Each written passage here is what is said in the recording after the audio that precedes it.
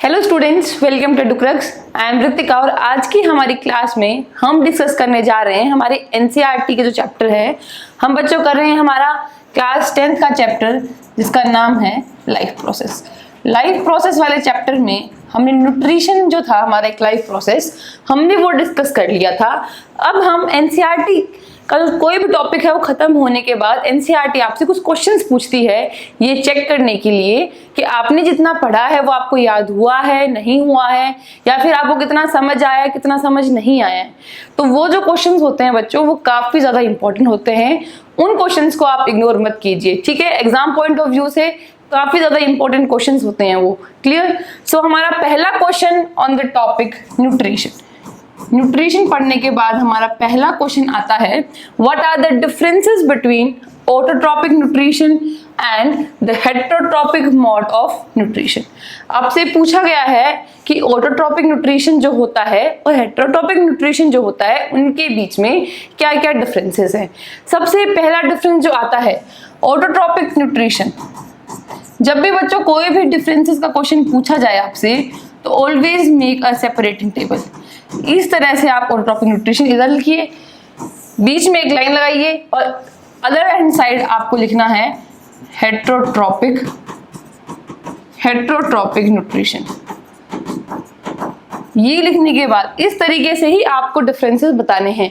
जब भी किसी भी क्वेश्चन में अगर आपसे डिफरेंसेस पूछा जाए तो उसको पैराग्राफ में आंसर नहीं करना है, उसको एज अ टेबुलेटेड फॉर्म में आपको आंसर करना है। अगर आप टेबुलेटेड फॉर्म में आंसर करेंगे तो आपके चांसेस ज्यादा हैं कि आपके जो मार्क्स दिए जाएं आपको वो ज्यादा अच्छे से दिए जाएं और ज्यादा मार्क्स दिए जाएंगे, क्योंकि टेबुलेटेड फॉर्म में जो डिफरेंसेस हैं वो एकदम क्लियरली सटीक विजिबल हैं, सटीक हैं वो डिफरेंस, उनमें कोई भी मोड़ तोड़ जो होती है वो नहीं हो सकती। बल्कि जब हम पैराग्राफ लिखते हैं तो पैराग्राफ में हम कहानी लिखने लग जाते हैं। कहानी नहीं लिखनी है, सिर्फ डिफरेंसेस पूछा गया है, टू द पॉइंट पूछा गया है, शॉर्ट सिंपल एंड स्वीट भाषा में आपको आंसर करना है, ठीक है। ऑटोट्रॉपिक न्यूट्रिशन कौन सा न्यूट्रिशन होता है? जहां पे वो खाना जो है वो खुद बनाते हैं। Autotrophic mode of nutrition is that mode of nutrition where the organisms prepare their own food, where the organisms prepare their own food. मैं ये शॉर्ट फॉर्म में लिख रही हूँ बच्चों। आपका जब एग्जाम हो, एग्जाम में क्वेश्चन आता है तो आपको फुल डेफिनेशन लिखनी होगी आपको। That autotrophic nutrition is that mode of nutrition where the organisms prepare their own food, ठीक है। अपना खुद खाना जो होता है अपना खाना खुद बनाते हैं।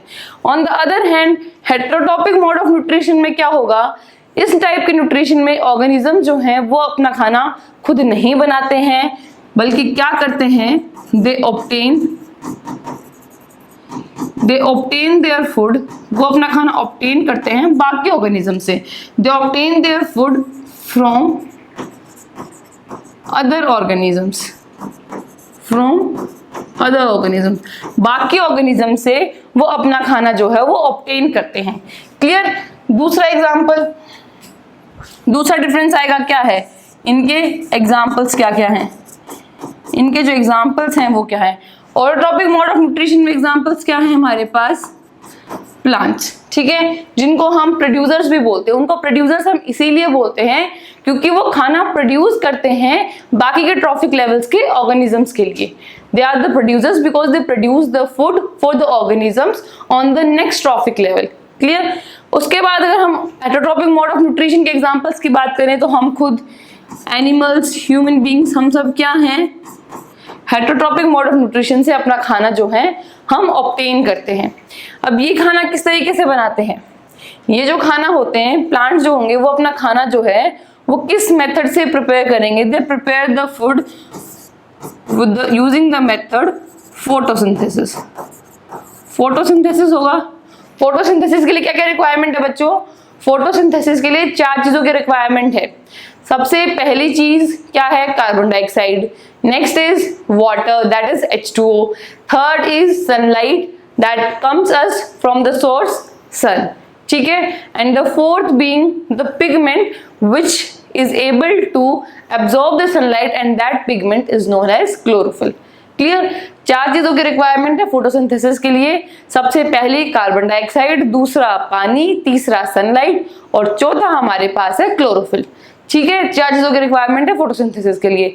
बल्कि हेटेरोट्रॉपिक मोड ऑफ न्यूट्रिशन जो है वो अपने खाने को किस तरीके से ऑब्टेन करेंगे, या तो वो प्लांट्स होते हैं उनको डायरेक्टली खाएंगे, उनको डायरेक्टली खा सकते हैं, या फिर इनडायरेक्टली दे विल कंज्यूम।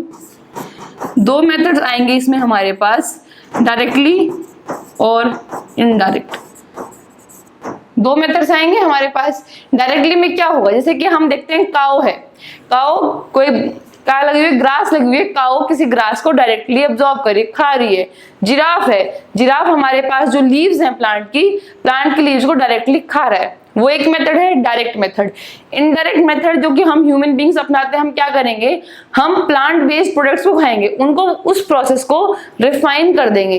जैसे कि हम गेहूं खाते हैं, लेकिन हम गेहूं का जो पौधा है उसको एज इट इज नहीं खाते, गेहूं के हम सीड लेते हैं, ठीक है, उसके सीड्स को हम फिर पीसते हैं, पीस के फिर हम उनका आटा बनाते हैं, आटा बनाने के बाद हम उसकी क्या करते हैं, लोई बनाएंगे, फिर रोटी बनाएंगे, फिर उस रोटी को सेकेंगे और फिर वो सिकी हुई रोटी को हम खाएंगे।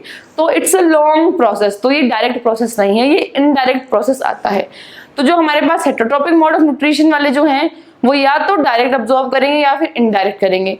इसके अलावा इनडायरेक्ट का एक और एग्जाम्पल आता है कि वो क्या करें, वो डायरेक्टली प्लांट बेस्ड प्रोडक्ट्स ना खाएं, वो किसी और ऑर्गेनिज्म को खा जाएं। जैसे कि टाइगर है हमारे पास, टाइगर का फूड है डियर, लेकिन डियर का फूड क्या है, प्लांट।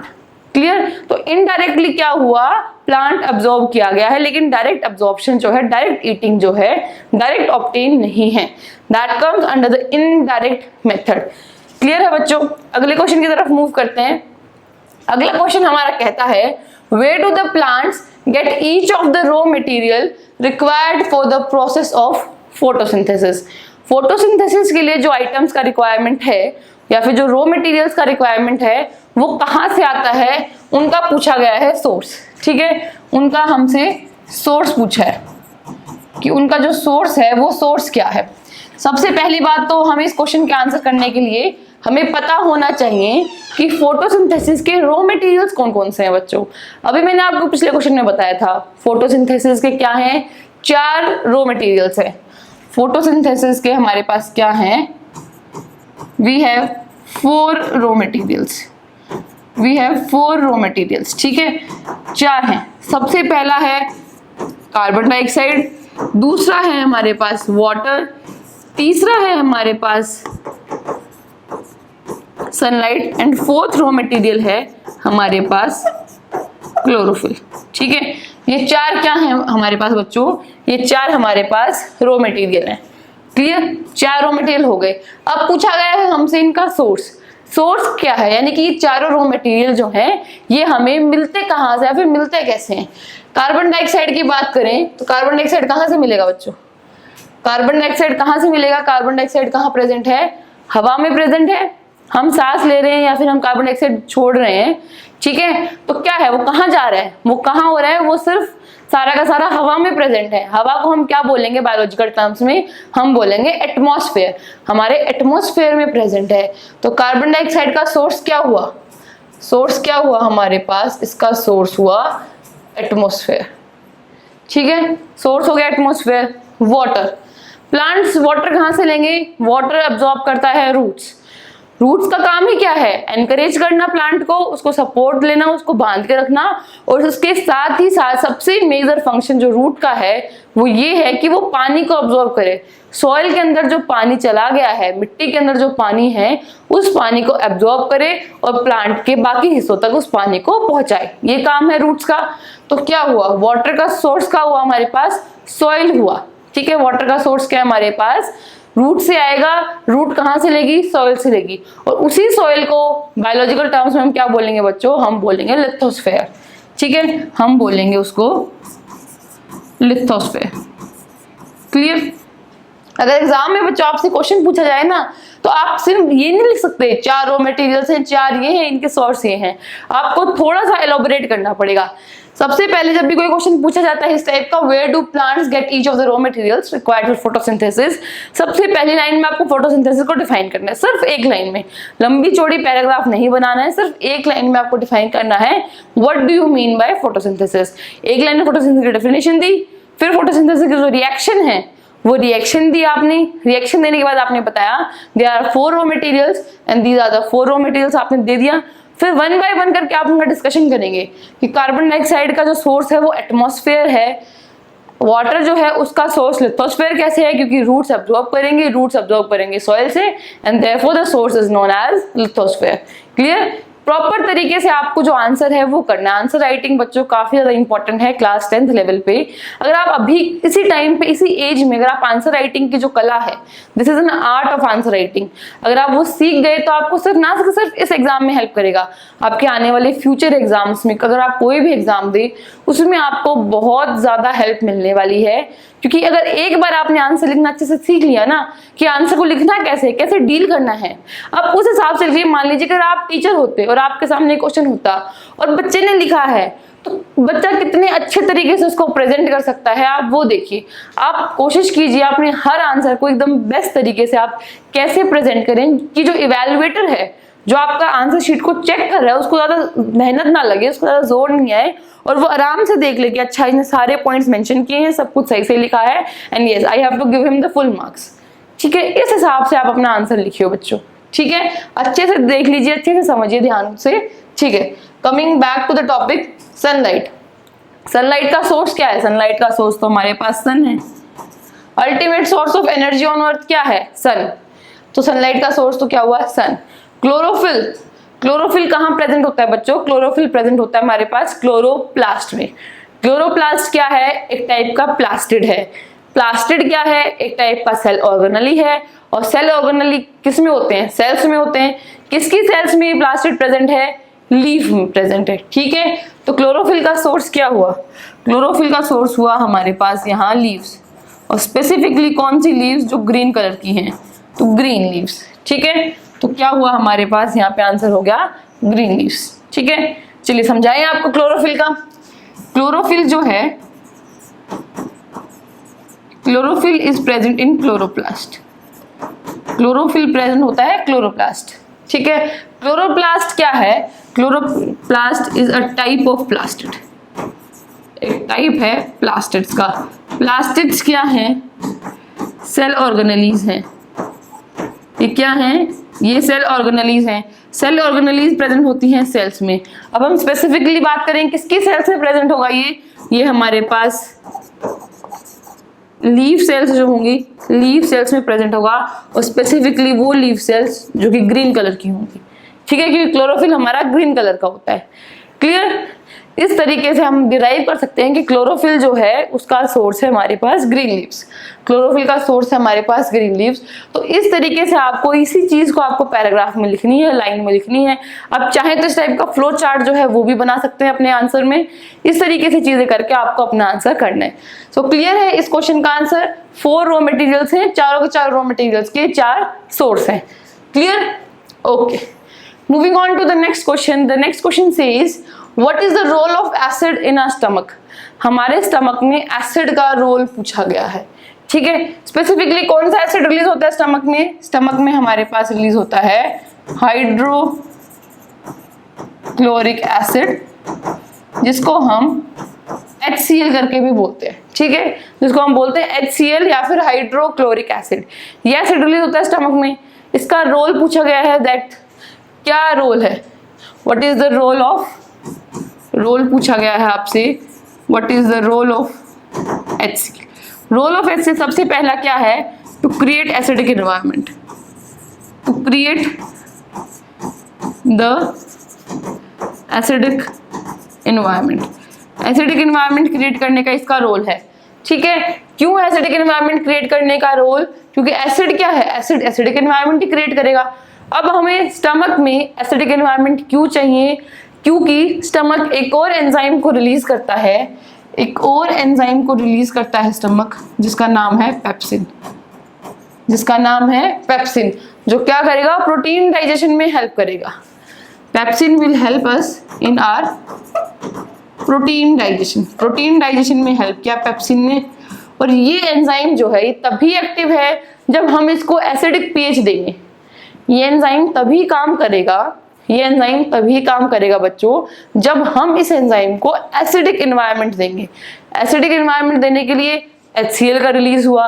HCl का फिर क्या रोल हो गया, दैट क्या हुआ इसका, to create the acidic environment so that to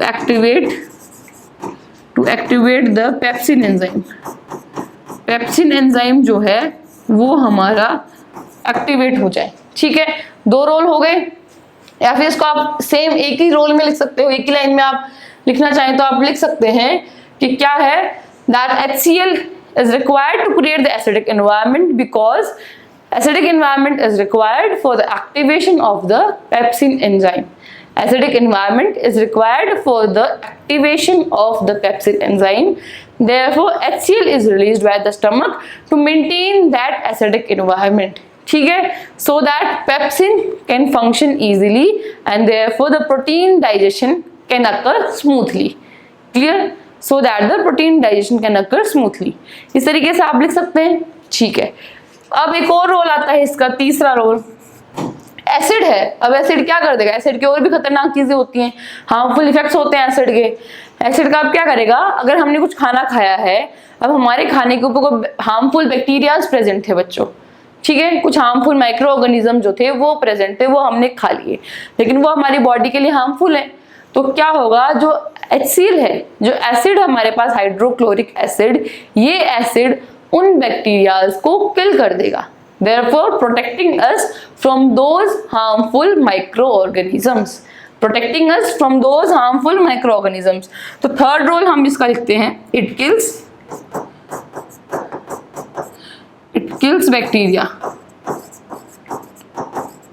it kills those harmful bacterias, या फिर माइक्रो ऑर्गेनिजम्स भी हम बोल सकते हैं, क्योंकि micro organisms include a wide range of organisms, bacteria include a narrow range of organisms. ठीक है, इसका मतलब क्या हुआ, पहला रोल है एसिड का, क्या करेगा ये एसिडिक एनवायरनमेंट क्रिएट करेगा, जिसकी वजह से पेप्सिन एक्टिवेट होगा और हमारा प्रोटीन डाइजेशन जो है वो स्टार्ट होगा। उसके बाद अगर ये एसिडिक है नेचर में तो क्या करेगा, ये हमने कोई बैक्टीरिया अनगल्फ हो गया है बाय मिस्टेक, उन बैक्टीरियाज को ये मार देगा। Clear, it will kill those bacterias. तो इतना सा रोल है हमारे पास हाइड्रोक्लोरिक एसिड का। अब एक बात आती है कि एसिड रिलीज हो रहा है, लेकिन एसिड हमारी स्टमक की जो इनर लाइनिंग है, हमारे पास ये जो स्टमक है हमारे स्टमक की जो इनर लाइनिंग है, इस इनर लाइनिंग को, इधर जो इनर लाइनिंग है, इस इनर लाइनिंग को भी डैमेज कर सकता है। इसी वजह से क्या रिलीज होता है, इसी वजह से बच्चों म्यूकस का रिलीज होता है, जो कि हमारे स्टमक की इनर लाइनिंग को प्रोटेक्ट करती है from the damage that can be caused by the hydrochloric acid. ठीक है, it protects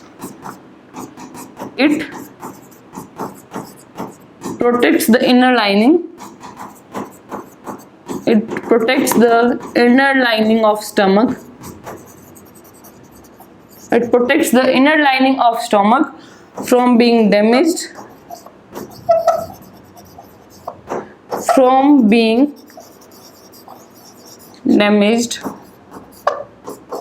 by HCl।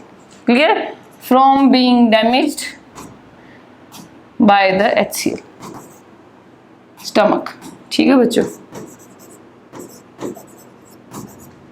Clear है।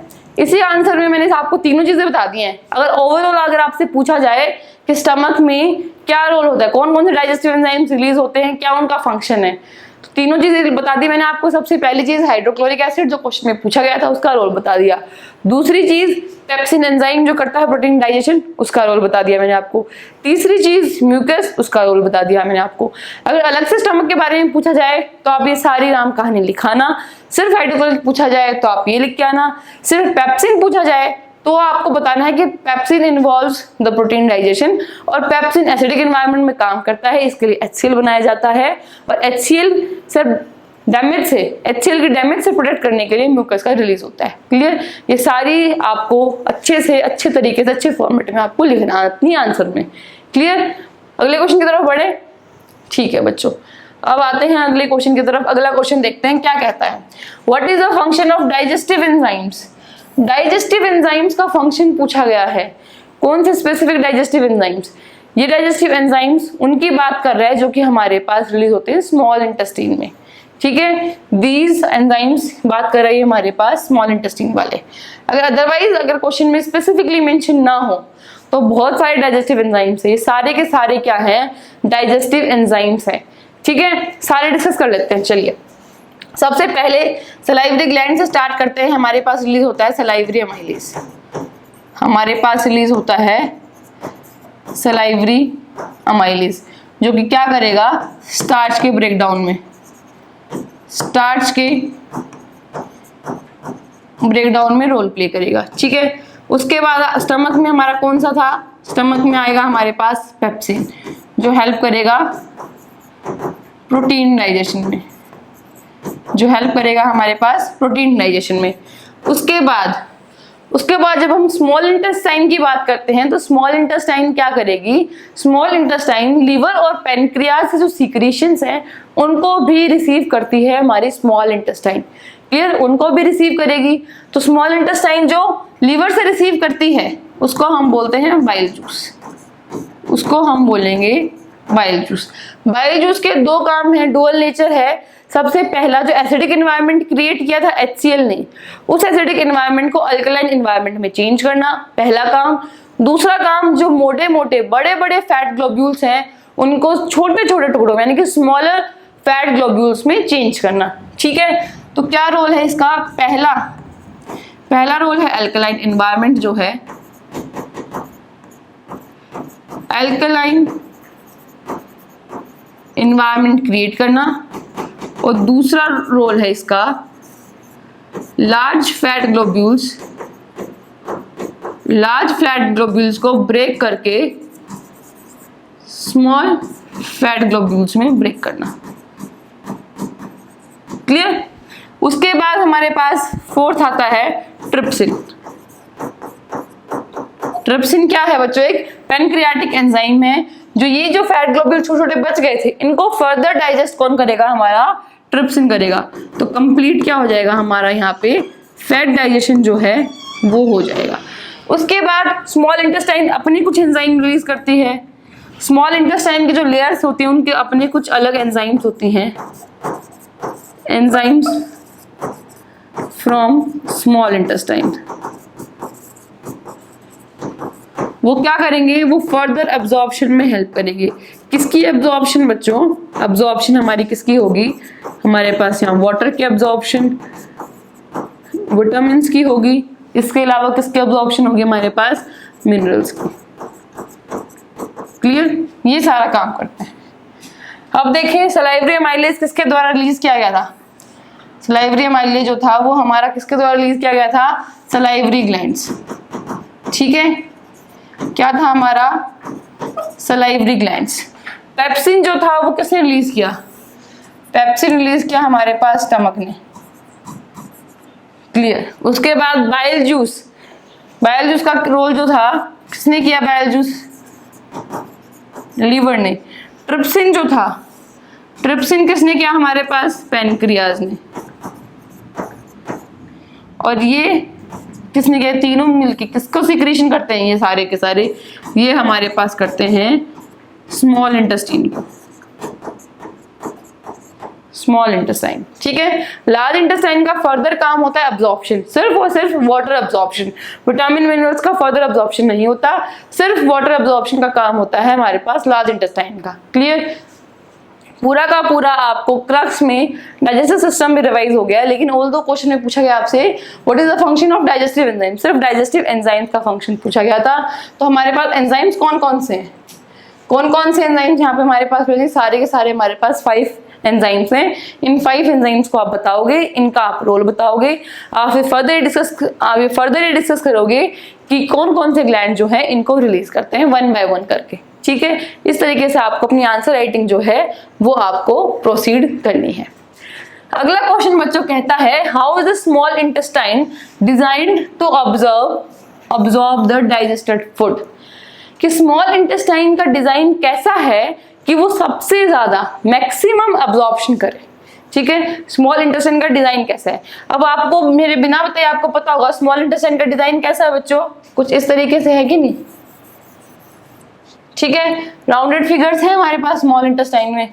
स्मॉल इंटेस्टाइन में हमारे पास क्या है, क्या है हमारे पास, एनगल्फ्ड, आपस में एनगल्फ इस तरीके का हमारे पास स्ट्रक्चर देखने को मिलता है। ठीक है, हम बात करें तो हमें अगर हमारी यहां से अगर हमारी ये हमारी अगर लार्ज इंटेस्टाइन है, what is this, this is our large intestine, this is our anus. तो क्या हुआ, यहाँ पे हमारी क्या प्रेजेंट होती है, यहाँ पे हमारी प्रेजेंट होती है स्मॉल इंटेस्टाइन, इस तरीके का स्ट्रक्चर, एनगल्फ्ड स्ट्रक्चर जो होता है बच्चों वो हमें देखने को मिलता है। क्या है ये हमारे पास, ये हमारे पास है स्मॉल इंटेस्टाइन। स्मॉल इंटेस्टाइन का जो स्ट्रक्चर होता है वो आपस में कोइल्ड होता है। ठीक है, क्यों होगा, क्योंकि सरफेस एरिया इंक्रीज हो सके, सुपर कोइल्ड होगा। और क्यों होगा, ताकि सरफेस एरिया जो है बच्चों उसको मैक्सिमाइज किया जा सके, उसको इंक्रीज किया जा सके, क्योंकि जितना ज्यादा सरफेस एरिया होगा उतनी ज्यादा अब्जॉर्प्शन होगी। उसके अलावा एक और स्ट्रक्चर देखने को मिलता है हमें, एक्सटेंसिव विलाई फॉर्मेशन हमें देखने को मिलती है, एक्सटेंसिव विलाई फॉर्मेशन या फिर एक्सटेंसिव विलाई प्रेजेंस हमें देखने को मिलती है। विलाई हम किसको बोलेंगे, विलाई हम किसको बोलेंगे बच्चों, ये हमारे पास कोई वॉल है, ठीक है, इस ट्यूब से खाना पास हो रहा है, तो क्या होगा, यहाँ पे कुछ हेयर लाइक स्ट्रक्चर्स जो हैं, हेयर लाइक स्ट्रक्चर्स प्रेजेंट होंगे। इन हेयर लाइक स्ट्रक्चर्स को हम बोलते हैं विलाई। देखिए, इन हेयर लाइक स्ट्रक्चर्स, ये जो स्ट्रक्चर है इसको हम बोलेंगे विलाई। विलाई क्या है हमारे पास, finger like projections, villi are finger like projections. ये फिंगर लाइक प्रोजेक्शंस होती हैं बच्चों, अगर इनके अंदर से अगर क्या हो, फूड पास हो रहा हो तो फूड को ये मैक्सिमम अब्जॉर्ब कर पाएंगे, क्योंकि फिंगर लाइक प्रोजेक्शन जो है, ट्यूब तो है, ट्यूब तो अब्जॉर्ब कर पाएगी जितना ट्यूब पे अटैच हो पाएगा, उसके अलावा फिंगर लाइक आगे तक प्रोट्रूड आउट करेंगी ताकि मैक्सिमम अब्जॉर्प्शन जो है वो हो पाए, मैक्सिमम अब्जॉर्प्शन जो है बच्चों वो हो पाए। तो क्या है हमारे पास, how the small intestine is designed, small intestine आपस में सुपर कोइल्ड है जिसके लिए सरफेस एरिया इंक्रीज होता है, और उसके अंदर एक्सटेंसिव विलाई फॉर्मेशन जो है वो हमें देखने को मिलता है, जो कि फर्दर अब्जॉर्प्शन ऑफ फूड को एनहेंस करता है और या फिर उसको इंक्रीज करता है। एक इंटरेस्टिंग फैक्ट ये है, अगर हम हर्बीवोर्स को देखें, यानी कि ऐसे ऑर्गेनिजम्स जो प्लांट्स को खाते हो, ठीक है, जैसे कि हमारे पास काऊ है, बेफेलो है, उनकी स्मॉल इंटेस्टाइन जो होती है वो लार्ज होती है, वो बड़ी होती है, ठीक है, क्योंकि उनका खाना जो है वो डाइजेस्ट करना, वो एब्जॉर्ब करना थोड़ा सा मुश्किल होता है, क्योंकि सेलुलोज बेस्ड प्रोडक्ट्स जो है वो खाते हैं। इसी के कंपैरिजन में अगर हम कार्निवोर्स को देखें या फिर ओमनिवोर्स को देखें, जो कि क्या करेंगे, डायरेक्टली प्लांट्स को नहीं खाते, किसी और एनिमल को खाते हैं, ठीक है। Carnivores are those animals which obtain their food from other animals, जैसे कि टाइगर जो है वो डियर को खाता है, क्लियर। ऐसे एनिमल्स के केसेस में जो स्मॉल इंटेस्टाइन है बच्चों हमारी, वो थोड़ी सी कम होती है, ठीक है। उसका अगर लेंथ बांटे, अगर हम लेंथ की बात करते हैं, हर्बीवोर्स में वो जो लेंथ है वो लंबी होगी as compare to carnivores, clear. Herbivores में क्या होगी, हर्बीवोर्स में वो जो लेंथ है वो ज्यादा होगी as compare to carnivores, clear. तो इस तरीके से हमारी जो स्मॉल इंटेस्टाइन है वो डिजाइन है जिसकी वजह से क्या हो सके, मैक्सिमम एब्जॉर्प्शन जो है वो हो सके, क्योंकि जो लार्ज इंटेस्टाइन बच गई, यहाँ से फिर खाना कहाँ जाएगा, यहाँ से सिर्फ लार्ज इंटेस्टाइन में ही जाएगा, ठीक है। जो लार्ज इंटेस्टाइन बच गई उसमें सिर्फ और सिर्फ वाटर एब्जॉर्प्शन होगा और प्रिपरेशन की जाएगी कि जो खाना बच गया अब उसको एक्सक्रीट आउट किया जाए, क्लियर। उसको हम क्या करें, उसको एक्सक्रीट आउट किया जाए। आई होप आपको जो न्यूट्रिशन है वो आपका ओवरऑल रिवीजन जो है वो आपका हो ही गया होगा। अगर आपने वैसे क्लास नहीं ली तो इन क्वेश्चंस के थ्रू भी मैंने ऑलमोस्ट आपको सारी चीजें रिवाइज करा दी हैं।